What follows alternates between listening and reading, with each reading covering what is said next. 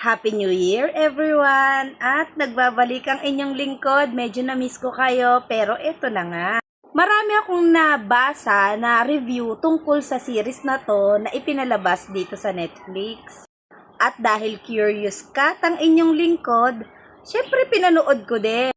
At masasabi kong the plot twist is plot twisting, guys.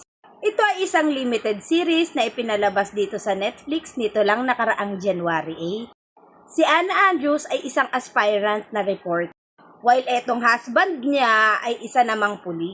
Etong si Anna Andrews, meron siyang mga kaibigan or naging kaibigan nung kanyang school days pa. Kaya bumalik si Anna Andrews sa kanilang lugar ay dahil isa sa kanyang mga kaibigan ay brutal na kinuha ang buhay.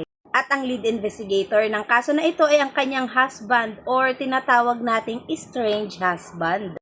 At habang lumalalim ang investigasyon, itong si police officer pala ang tinuturo ng lahat ng ebidensya. At upang mapagtakpan yung mga ebidensya na nagtuturo sa kanya, maraming ginawa itong police officer na ito na ikakabahala na neto ni Anna Andrews at siya na mismo yung mag-iimbestiga tungkol doon sa nangyaring krimen.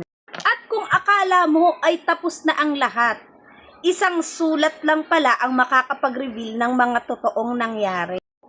Happy ending pa rin naman yung nangyari pero talagang yung plot twist ay plot twisting at plot twisting pa talaga. At kung gusto mong mapanood yung plot twist nito, available na to sa Netflix. Ang title nito ay His and Hers.